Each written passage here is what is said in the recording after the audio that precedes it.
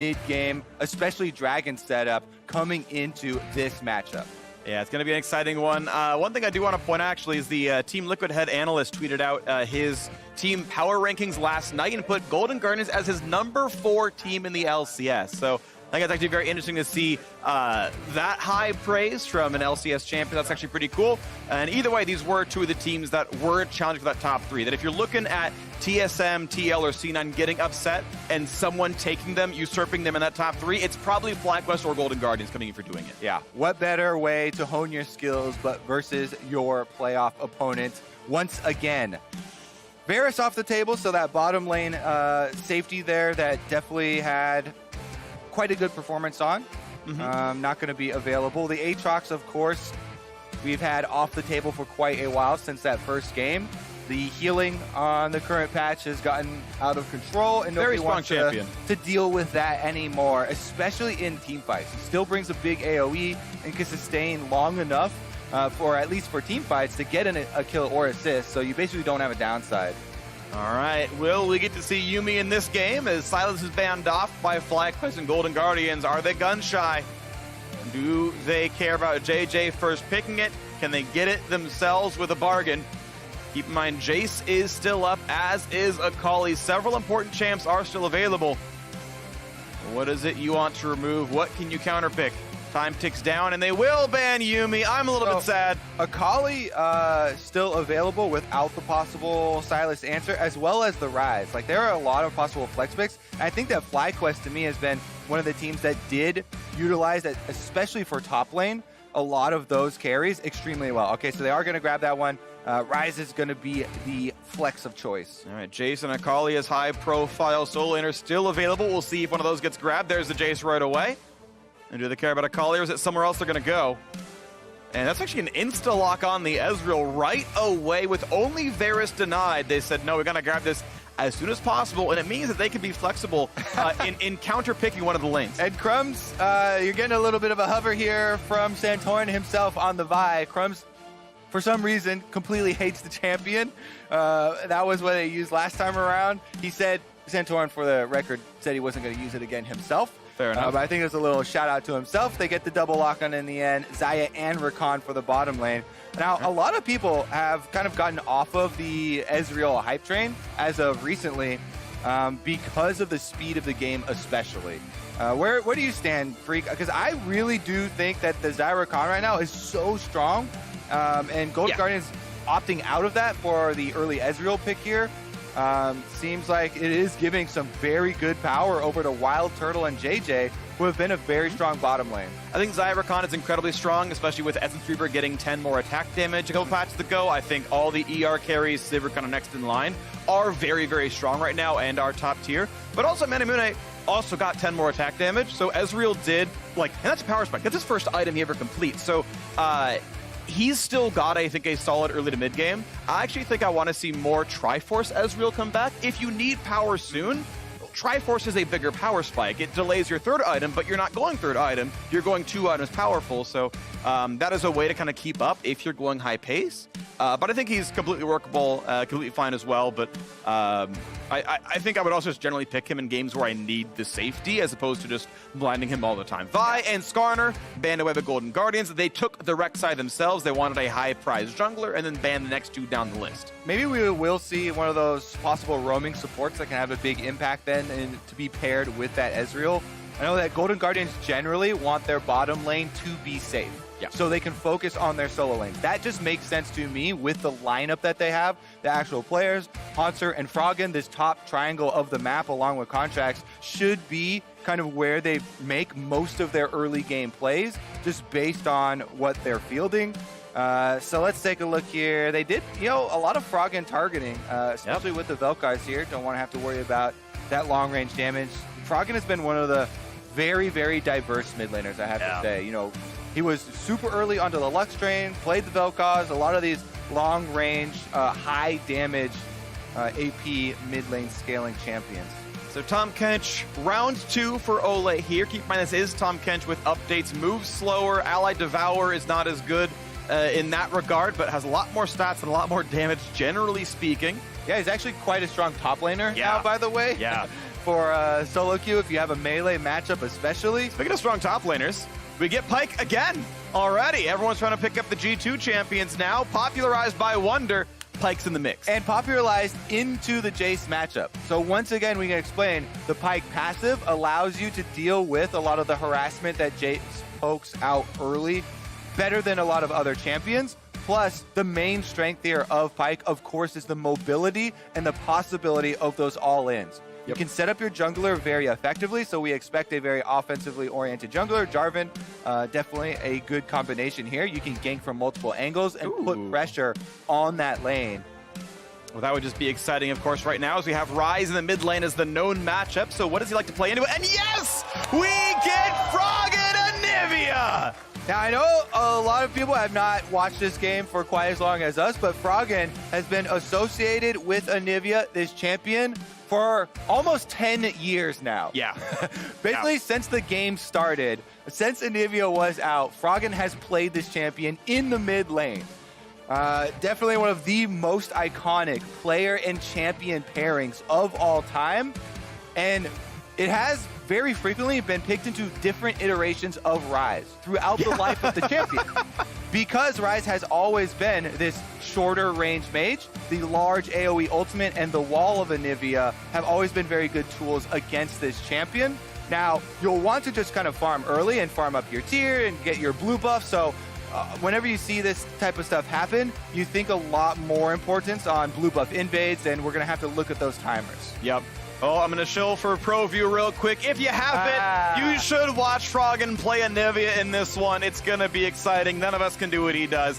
Pretty damn good of the champion, but it's going to be exciting all around the board. Viper wanted to say that when you think of FlyQuest, I want you to think of me first. I want to be that good of a player that I take over and I'm the one. He's on Pyke versus Jace. We saw Wonder absolutely slaughter games at MSI on that champion, beating teams like SKT when doing so. And Viper, if he's going to take down Golden Guardians on this Pyke, he's got to step up as well. It's going to be an exciting one. We're getting ready to go on to the Rift. Both these teams, very, very sharp squads. 1-0 for Golden Guardians, 0-1 for FlyQuest. We can see it turn around today here. We are on to the Rift with a very exciting champion select.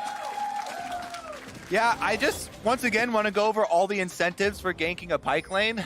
Yeah. Yes, the Pyke, if you don't gank the lane, is going to get pushed in, is going to get harassed down. But Pyke has such good all-in with the mobility, with the bone skewer for pulling him back. That's gank setup. Plus, he can share you money if you get the kill, and he's level 6, has the ultimate. So definitely going to be a lot of jungle attention towards that top half. Full 300 to the Jarvan. So that 150 for the assist, if it comes through. We're waiting around for what's going to come in as Ezreal pokes out, tries to do some damage. Is he going to be able to get a Klepto proc? He's got a ward already. A more valuable Klepto proc. How dare you? Vision saves lives. You just tried to say bad things about wards. Typical jungler. I like this strategy with Ezreal, not going for the max range Mystic shot. You just walk up, wait for their dodge, and get your auto first. Then fire your Mystic. So you can get an extra chance. It's a similar strategy with a lot of skill shot champions, especially early in the game where there's not that many variables you have to worry about. Well, early pressure goes Golden Guardians' way. They get that ward in Tri-Brush. It will not be a leash, though, from the FlyQuest duo. It's going to be Jarvan just taking that red by his lonesome very slowly. Rek'Sai doing the same. Red buffs do have a negative armor, so it's very quick for auto-attack-focused junglers to take them down solo. That's why Rek'Sai is soloing red as well, is it would take 20% longer if it was blue.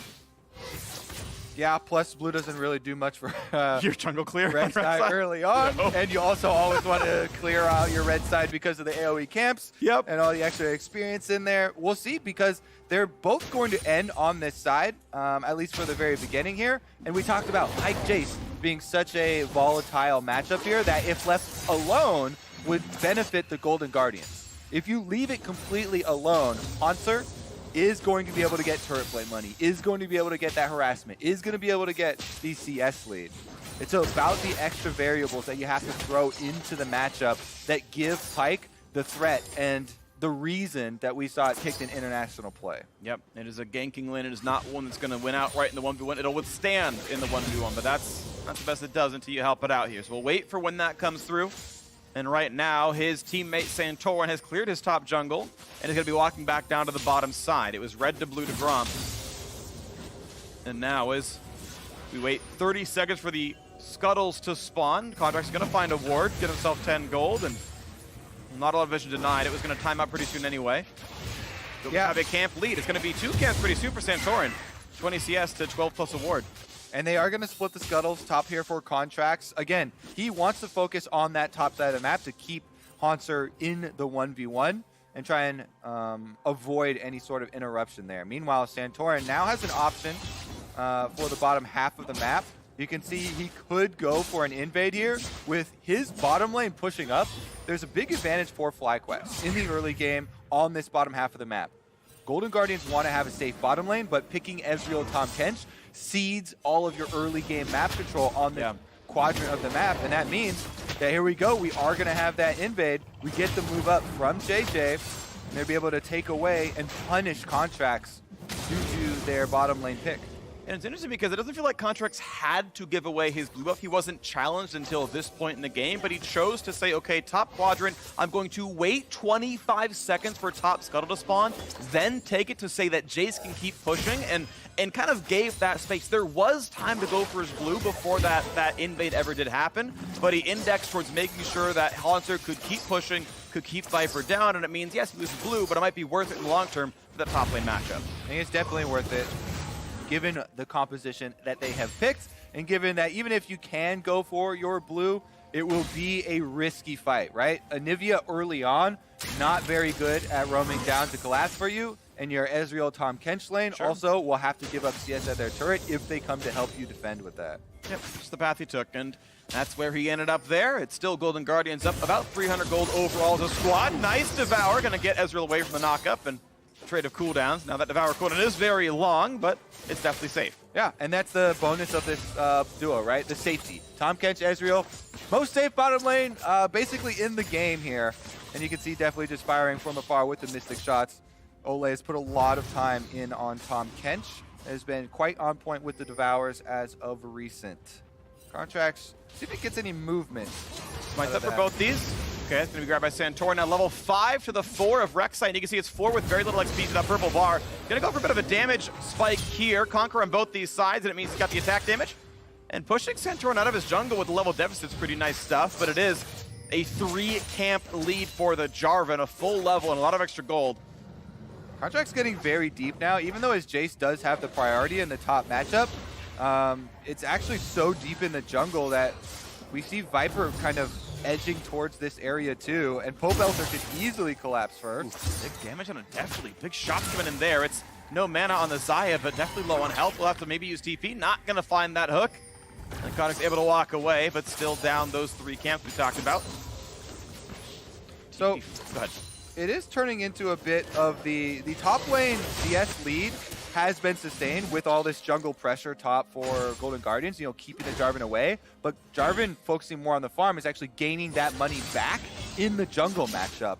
And it's not going to take too long before the Jarvan has a super substantial lead over Contracts, where it becomes even more threatening here. And with him picking up the challenging smite, gives him a lot of opportunity to turn the tides here in this early jungle. Definitely agree. Well, haven't seen the TPs come out of the bottom laners just yet, but plenty of money on both these players. And there out goes the Xayah. Pickaxe plus a couple of long swords. There's a lot of extra attack damage early on. There's the TP to come back in the lane. Oh! Oh!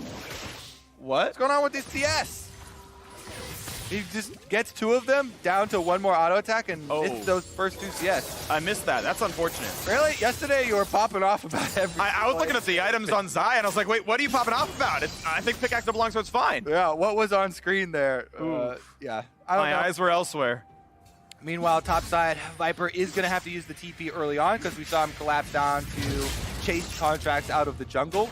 And it is answered here very quickly by Hauntzer, who's going to be able to use this early lethality to continue to throw out the damage.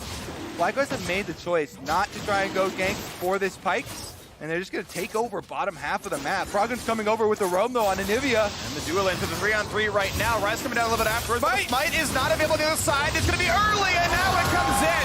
Nice pick up there for Contracts. Big damage coming across as the kills already come through, and that egg is safe, devoured for breakfast, and Pobel's gonna get himself away just barely, but now Wild Turtle, he's gonna have to burn the flash, and Golden Guardians get the Drake plus First Blood. Ooh, nerves of steel right there. Santorin has to smite early to survive. So he smites early on the dragon to try and get out, then he cataclysms and flashes away. But Contracts, not only does he, as the Predator here, get the chance to have the second smite, he just holds on to his because he's full health. He's not getting ignited. Yeah, you can see Santorin smites early for some health. And it's actually not even that much health since the Ignite was on him too. And then since Contracts also was able to damage him, he still gets the kill. So that is just complete jungle domination right there with Froggen leading the counter. Yep. They chase Santorin off of the dragon, get the early smite out of him, so the objective goes to Golden Guardians, and then Contracts also with the damage tag gets the Rek'Sai ultimate and also ensure that they get the kill for Froggen. This is very, very good news for the Golden Guardians. Not only is that a kill early on Anivia, one of the best scaling champions in the game, but it's an Ocean Drake for mana regeneration for one of the most mana-reliant champions. Definitely powerful right there as Ezreal gets a little chunk onto that turret now as well. And this is Golden Guardians looking very good. 2,000 gold ahead.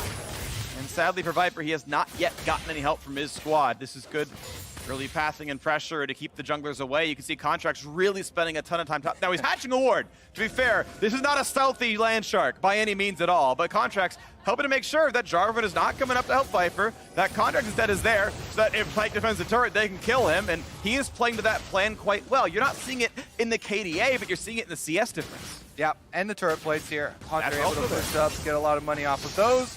1,000 gold, pretty much exactly here for Hunter in the lead on the top side of the map. And because of the dragon fight, the bottom side also just completely flips. FlyQuest were the ones with the big advantage on bottom half of the map. That was their point of power, but that was completely wiped away and completely reversed in that last Dragon's attempt. Absolutely. 10 minutes in, and every single member on Golden Guardians has more gold than their opposite member. Plus the, of course, Ocean Drake regen, and they are certainly, by all rights, in the driver's seat here. So we're looking for FlyQuest to do something to flip the script, to stop their way away from the 0-2 potential start right now. Golden Guardians still feeling pretty good. Hanzo's still pressuring. And that turret, has already lost 3 plates, and I guess he's safe to keep autoing. Now, the dual lane has been swapped around, so FlyQuest did do something. Wild Turtle and JJ are on their way up. You've got Santorin maybe coming that way as well, so maybe you see something. But now as Pyke spotted, Hanzo knows that he's got Zyrakan coming near him, and with that control, already safe to do this. Yeah, I mean, this is just wins all over the place for Golden Guardians. On the bottom side, Deathly and Ole get their own turret plates. They also have this big CS lead for themselves now. They've been able to get 10 off of the rotation. Whenever you send your dual lane up to the top side first, you're going to give up about a whole nother wave of CS pretty quickly. The Rift Herald was chased off, though. Santorin moves over. He gets Contracts off of that one. Because they've got the duo walking up, though, Golden Guardians will not have to give up on that objective. They can turn right back around, double down on it, and ensure that they do get Shelly. Mid pressure with the dual lane hitting all the way up as well. Yeah, they'll lose a wave in the bot lane, but they're going to get Herald for it, which is worth a lot more. But now, nice wall. Jarvan can't get in. There's no smite to live. VEQ's over, so that's a pickup right there. Grabbed by Contracts, and a pretty clean execution. FlyQuest pushed out of that objective. As you said, Viper did get to push a minion wave into the bottom turret for FlyQuest. So that is their tiny, tiny consolation prize. Trying to quickly shove with the Tiamat once again, try and get this cannon minion wave into that turret as well, and he should be able to finish off 1 plate for himself, while JJ and Turtle get at least 1 off the top side too. So yeah, it's actually a fair bit gained by FlyQuest. If you consider that a Rift Herald frequently becomes 2 to 3 plates, FlyQuest gets 2 to 3 plates, plus like 2 waves of farm in each lane. So, thinking all back about it, maybe not a lot was gained by Golden Guardians by that play. And here we are in a game state that's a little bit closer than it was before. Yeah, Pobelter making use of the phase rush there, as you can see, getting out of the AoE slow and wall. JJ goes in for the knockup and getting a little damage, even though their recalls were interrupted. I have to say, though, Golden Guardians, especially, with this Anivia pick, it combines really well for mid-lane sieges. They have Jace, Ezreal, Poke, with Anivia safety for pushing up. Anivia is so good at sieging because of the ability to create your own terrain with that wall and the giant AoE area of the map that you get to control with your ultimate. It makes it so easy to set up the sieges with massive poke coming through. So in addition to the big gold lead, it's also going to be hard just tactically for FlyQuest to play out the rest of the game, and it's going to have to be coming from those surprise factors, right? Ryze ultimate and the Pike mobility looking to catch Golden Guardians as they're rotating between objectives. And there's first turret, 610 gold gained on the Anivia. Top lane turret dropping pretty rapidly as well. TV going to be burned here by, looks like Wild Turtle to show up and keep that one from falling just yet. But this is a massive lead in a lot of places. Golden Guardians, 5 plates mid, 4 plates top. And they've gotten 3 in the bottom lane. This is a massive full court press where every single lane feels like they are winning. Cloud Drake picked up without issue as well. Look at the timestamp early on in the game. Golden Guardians smashing this one. All right. Where are FlyQuest going to try and mount their defense here? They have lost mid-turret, which is basically the most critical point. So it makes it very difficult, and you kind of have to put in control wards on both of those flanks where your mid-turret went down to still be able to pull off your movements to the side lanes. And without really being able to get that vision, it's a lot of guesswork. And guesswork is very punishable versus a team that has Tom Kench and Abyssal Voyage available. That's true. FlyQuest Abyssal Voyage does have a much shorter range than it did last time we saw the camp at MSI, but still gets you around the map, still does make the plays. It's actually incredibly short. I just played it top lane the other day in an autofill game, and coming from the fountain, you can only barely even get to your first turret by your inhibitor, so it is significantly shorter. I do like your point there. It's not nearly as threatening, but between the jungle like this point, since Golden Guardians are pressuring in so hard, it is still a bit of a threat. Definitely can matter. You can still get behind people. It still is faster than walking. We'll see if I can find that opening just some point in this game. Hasn't yet, but time to be played still. 5,000 gold remains the difference here. Golden Guardians on 2 turret kills with top lane turret below 1,000 HP. That's not going to take much to knock it down. Froggen going to be laning top side still. Spellbook is on cleanse right now to get away from Rune Prison into Jarvan ganks. So far hasn't needed to burn that, but has it available. Stacking up the full greedy build. Roa plus Seraphs on the way. Rod of 8 is already stacking. The Tear of the God is probably about halfway in. Yeah, almost exactly. I was off by 3. All right, since we have a bit of time, I'm not sure how useful this is going to be, but I'm going to try it. This is great. I'm going to try and draw a circle around Tom Kench where the new ultimate is. It's like that range. Boom! I would have loved to cast it right then. It was like under the yellow line. That would have been perfect. But that's about the range of the new ultimates that you're kind of talking about.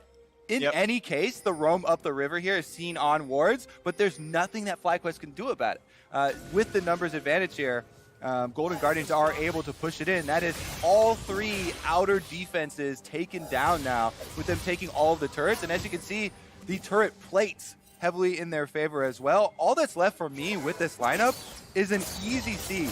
You have Anivia, Ezreal, and Jace. To siege up at the tower, you place the Anivia ultimate down, you poke through with the Ezreal and the Jace, and if anyone steps forward, the Anivia ultimate will be a huge detriment to the engage. So again, FlyQuest need to make a vision play or a big flash play from one of their champions that has big crowd control, big mobility. I've got a question for you. Outside of obviously keeping your side lanes in control, because of course you don't want to drop farm, do you actually want the Jace with the other 4, or do you want them just, you know, kind of 1-4 and join when convenient?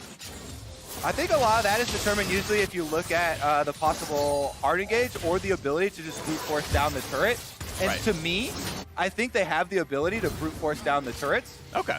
But I do like your point. You know, you always have to worry about Ryze split pushing on side lanes, and they're keeping that in check right now. They don't have to siege up. Personally, I think that it's just so overwhelming when you get those 3 champions together, though, that you can actually just force your way straight into the enemy base. And the side lane still not even answering the side lane, actually not going well here. So they might have to change clan. Yeah, true. Right now, it's the Merc Treads on Anivia helping to make that matchup not as bad when he does face Rise, but he's with the squad. They get the red buff steal. Pobelter denies some farm and chunks out Hanser, and he is getting just some headway down here. Took an empowered shock blast, but he's safe to auto attack. That turret may just fall, and perfect game averted, as the first turret will finally drop in the favor of FlyQuest. There's the pickup. And Pobelter, it feels like a lot of the pressure is actually on him. I think back to yesterday as well, and I feel like Pobelter was actually quite good in their match against C9. I think he is increasingly becoming maybe the required carry on the FlyQuest roster. Yeah, Pobelter definitely has been a huge player for FlyQuest, and him being on that Rise and the split push that you're mentioning is kind of their way out, right? They're going to try and keep him in the side lane, try and keep that pressure going so that they can make that surprise play with the Pyke, with the Jarvan, and Rakan, try and catch somebody moving between objectives on the side of Golden Guardians. Dragon coming up, though, is going to be also beneficial for the Golden Guardians. They should be able to take it very easily for themselves. Full control wards around the objective, and they can easily snag this mountain, setting up, for the possible Baron coming. Well, Mountain Drake going to be knocked down without any issue at all. This will be a 0 Infernal game. Golden Guardians knocking these Drakes down in pretty rapid succession. There have been 3 minutes and 50 seconds of total Drake alive time. The walk forward to exhaust on Turtle. Of course, the ult, that's going to be a big root on top, and this is a clean disengage. The duo burns one ultimate, walks right away. Blast Cone gives him space, but actually, Froggen actually could have cut them off if he kept going left. There could have been space for a wall. And there will not be a pick off there, and now Centurion gets an auto attack onto Ole. Out they go. Yeah. A couple of summoners used by the spellbooks of Froggen and Ole to try and chase down Turtle, and actually getting out the ultimate might open up a window. I don't think that there's any sort of super hard pressure, though, because the only hard engage is a flash from Rek'Sai, right? This is mostly the group up, and you gain value through your team fighting of poke, sieging, Anivia, right? It's not a dive composition. It's not a hard engage. This is a much more slow, whittle you down type of style, or open up at an objective. With Mountain Drake and Baron coming very quickly, they also have Ocean Drake regeneration available to them. That might be the play for Golden Guardians. Control the Baron pit, control the game. There's actually a very interesting synergy that's in this game based on Drake's picked up. So right where the Rek'Sai is right now, in that quadrant of the jungle, that little avenue, that is the most common route to walk from blue team up to Baron, which is a very, very easy Anivia wall. You got Ocean Drake to make sure you can siege Baron whenever you want. You got Cloud Drake to get in range for the wall easier. Keep in mind, back in the day, Anivia's used to go Swifty Boots just to get in range for wall more easily. That was actually the meta boot choice. So those cutoffs can be massive for splitting the team and getting team fights. All right, they're doing it, Freak. Grouping up as 5. Contracts actually finds Pobelter. Oh, that's going to be a route. Here comes the wall over the top, and Pope doesn't have a way out. A flash of safety, and now a re-engage is going to find the Anivia. That's going to be a quick save now for Ole, but Pope, they're at 5 HP, has to walk back away. Almost Mystic Shot. That almost put the uprights right there. Pobelter doing quite a bit of DPS there as he fights his way out long enough for the team to get him out of there. He definitely gave Contracts a surprise and made him flash backwards. Golden Guardians, though, gonna find the re-engage. The Bower seems to not be available, but definitely able to still answer back. No route found, and the wall's not gonna find much of anything either. Nice poke, though, to force the flash away, as JJ's now summonerless. I think that Golden Guardians need to keep up the pressure, continue to keep this siege going, and poke. They're actually dispersing, though, going for a reset. There's no wave just yet. They got to wait 12 seconds regardless, so it's going to be Hanser running to the right-hand side to grab a minion wave. And as those minions reinforce, it is not going to be sieged with. Golden Guardians got to essentially trade summoners back and forth, but no meaningful gains aside from maybe a camp or two stolen, and out they go. Is he going to see it? I think that range exists. I think he does see it. Yeah, I mean, is he going to stop for it? Nope. Sometimes you just can't be bothered, Freak. Yep. Control ward, not worth my time. Yeah, I agree. Who needs to get rid of Vision? What you do in that scenario is you ping your teammate with the Vision ping. Hey, it's on 7. Someone take care of this. Take out the trash. Yes, take out the trash. Double put a PSA about that. It's important to do. Environmentalism is good for all of us. 5,000 gold remains the Golden Guardians lead, though. We are 22 minutes in with a single kill. Picked up quite a while ago. Mid-jungle synergy working well there. And again, I really feel like Golden Guardians, this is a very strong sieging composition. after the reset. I actually didn't pay attention if they got any key item upgrades, but that would be what the reset is for. But I think they should return to this big strength of theirs. It looks like they're going to try and once again sweep out the Baron, force FlyQuest to try and walk through one of these jungle corridors for Anivia to set up. There's no longer a flash on Belter or JJ. Possible targets to get punished. Belter still trying to find that opening up in a Haunter. Nice shock blast, finds some damage, but it is still the side lane that is somewhat going the FlyQuest way, but he only gets so much at a time. GGS can come back into siege. They haven't gotten a mid-turret for a while, but now there is the ranked ultimate. There's the push with Belter. He just barely gets away with it. No knockups to be found, and out he goes with the Realm Ward. Belter is just fighting as hard as he can to keep some form of pressure for FlyQuest. Again, he pushes out. Here we go, though. JJ on contracts. Couple of knockups. Three-shot rush over the top. Santorin very low on health. Not quite killing contracts either as he jumps away. And here comes the first TP, and Belter running fast. Wall comes up, looking for Froggen, who's out on the wrong side of the pipe, but not pulled in by Viper. So he's got reinforcements now. Looking at the possible re-engage out forward with the Iceborne. Got some decent damage out of Deathly, but they aren't going to push any farther. Again, no kills, and back to the siege. That one was actually really well played by Froggen to get the Anivia out of there. We're the slowest base speed champions in the game, and that opens up Golden Guardians, take down this turret after the break from FlyQuest. They're going to continue the siege, push forward on this cannon minion. Can they get the inhibitor turret as well? Pretty good pull, pretty good wall. Viper jumped down pretty low. Got the regen back up. He'll be healthy, but that was still good damage. All right, they got to continue the siege here. 50% left on inhibitor turret. Belter not back yet, so FlyQuest can't answer. That is gone. We're 24 minutes in, only a single kill, but the base is broken.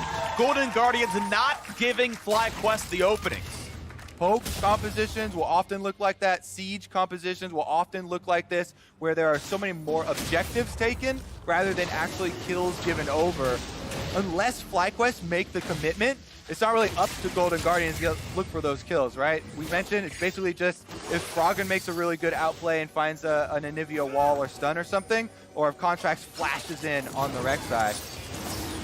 They're actually looking at Baron right now, and this is partially in Fog of War, so FlyQuest have to turn off this ocean right away and say, oh no, they start a Baron. Off they go. Now Froggen without blue buff can eventually by fighting Baron like this. The mana pool can be relevant. They're still trying to burn it down. The wall stops JJ. He's not going to get in range. They don't have the smite either. This will be the pickup. Well timed out, but now can they disengage? The wall is on cooldown. JJ doesn't have the flash to try. That was burned so long ago in the prior siege. They will not be stopped, and Golden Guardians, in the face of FlyQuest, take the Baron. And fairly rarely do we see Barons come down to that close of a rush with a Mountain Drake actually being the deciding factor. Yeah. Like that extra damage from the Mountain Drake really helped Golden Guardians burn it down before the arrival and the super big threat of FlyQuest engaging on them in the Baron pit. That was just a couple seconds away. Yeah. And the difference made up by that neutral objective. So Golden Guardians playing that timing very well for themselves.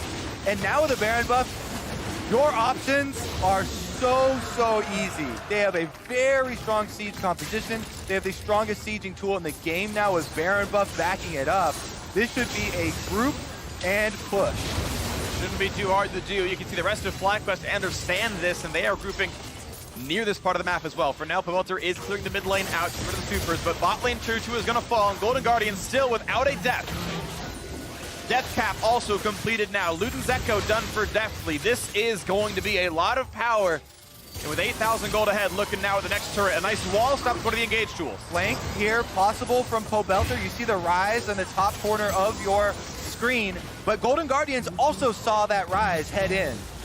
And they see Belter right now as well. They're so happy to push forward. The inhibitor will indeed drop, and Contract sitting in the wings is there to kind of mark the rise and make sure he doesn't get in without too much, without getting in cleanly, I should say. And now they keep pushing in. They're going for the next turrets right now. We're 27 minutes in. Here comes the engage. A nice flash in. There comes the done. This is the fight that FlyQuest must win if they're able to. But Froggen is pushing back Belter. The damage is not quite there. Look for Haunter. That's the pick of the Viper needed. Now looking at Olay. A couple more hits and he's going to survive. And he's going to be killed through this. Now Froggen is going to lose it. Down into the egg. Belter is dead. They will have the damage left for this. And there's a second shutdown. Now looking for a third. Are they going to find it? Flank push. Oh, they're going to lose another one. JJ drops down to Deathly in a 3v3 on the map, but 2 kills. crucial shutdowns for FlyQuest mean a little bit. FlyQuest fighting there. Viper actually gets the reset, gets 2 kills, and shares some gold with the Pike, but the damage has been done. Golden Guardians demolishing the base. That is 2 inhibitors down now. Super minions will flood through the bottom half of the map. Let's take another look. FlyQuest back against the wall. They know they have to go for it now. Nice engage there by JJ. Follow up from Santorin and Wild Turtle, getting a big chunk onto Haunter, and then very nice pullback there from Wild Turtle. And Viper follows up with the ultimate, getting the execution. Pobelter on the top of your screen, by the way, distracting the rest of Golden Guardians, trying to draw them away from the real threats. They take down Froggen plus the egg in the meantime. And that is probably the best that FlyQuest could hope for in this scenario.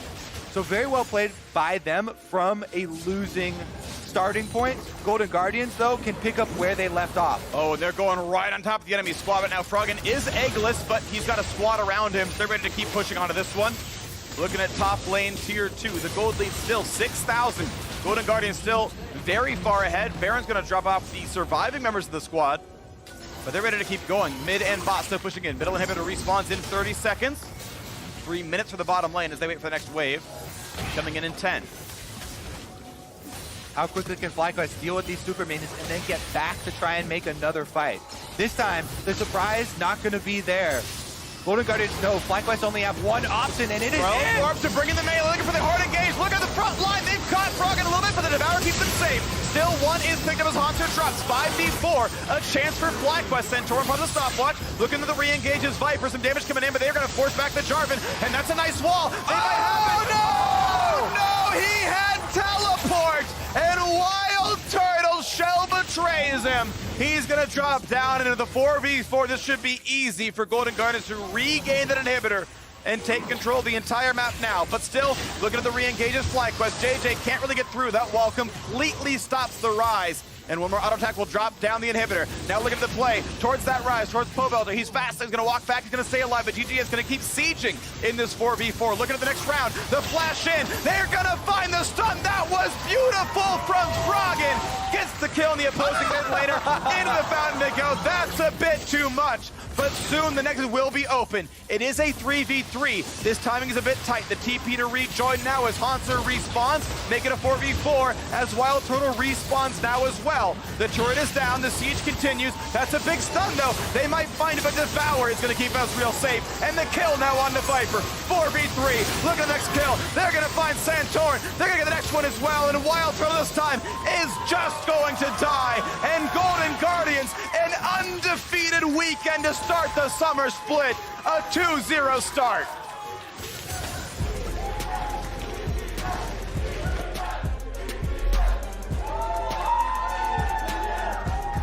Froggen's iconic Anivia picked up here, supplemented with Jace and Ezreal poke damage. Provides a very good siege composition and way for them to end out this game. Even though there were not many kills early on, it was all about the objectives. And the Golden Guardians will join Cloud9 at the top of the table, our 2 undefeated teams in week 1 so far. Yeah. And Golden Guardians now shows us an entirely different look as well. Their win yesterday was one of early aggression and high pressure. This one was actually still a fairly quick win, I do believe, but it was much more controlled. It was Contracts willing to sacrifice a quadrant of his jungle to make sure the top lane matchup couldn't be ganked. And it ended up being the right play. Haunter was very far ahead. This is a team that got, I think, 12 of 15 plates by 14 minutes. Full court press completely worked there. My favorite part is just watching Froggen's Anivia. It's very difficult for Anivia to dodge a lot of skill shots, but he uses Zhonya's very well, his flashes very well, also even just the footwork there, or the mouse clicks, I guess. Yeah. Wing work. In the in the mid lane, as well as a couple of those fights into the river as well. And I just think that it's very, very promising looking forward for Golden Guardians. You mentioned the multiple looks that they're winning with. That is always one of the biggest things that teams like this that are aiming to crack the top 3 teams in the LCS. They need versatility heading towards playoffs and heading towards those big best of 5 matchups. Even though we just started summer, everyone is still so hyped up from MSI, from international competition, and with the success that we saw, that everyone's looking for the next step already. Yeah, well, the step forward for Golden Guardians is to keep winning, and we'll see more of them next week. But also, we're going to send it down to Avali, who's ready for an interview with League's most iconic Anivia main. He said it for us, so I don't have to. Froggen, congratulations on the win. And this is the first undefeated week 1 for Golden Guardians since the creation of the org. So congratulations with that. Starting 2-0 and starting the split off 2-0. What does that do for the team compared to the rough beginnings of previous splits? I don't know what it's going to do yet, but hopefully we're going to be more relaxed. Last split was very, very stressful. We lost to it was mostly middle of the pack teams we started losing to in the start, so it's very hard to make it into playoffs. But now we're off to a good start, and hopefully it can be more relaxed. And it seemed like we were almost seeing a different Golden Guardians. We had this game. You guys looked like you were in control for most of the game. Only a single kill from you until about 25 minutes in. So what has changed within the team? Not much, I guess. We're just trying to play more together than just everyone playing alone, I guess. I'm not really sure what changed. Has there been a shift in mentality? We spoke with Ole yesterday, and he's going in all Zen mode and trying to work out meditation. I guess so. I don't know. All right, well, let me ask you this then, because coming into spring, a lot of people were super hyped for Golden Guardians and then a little bit of a rough start. Now, with this undefeated and pretty strong performance to start off the split, should people start getting excited for Golden Guardians? I don't know. I think we have a lot of issues from last split too, but we haven't really shown it these 2 games. But I think we still have a lot of work to do. And if we want to be with TL, TSM, and NC9, who's the top 3 teams, then we need to work very hard and we need to improve a lot. Well, Froggen, thank you and congratulations again. And for more on the game, let's hear from the State Farm Analyst Desk.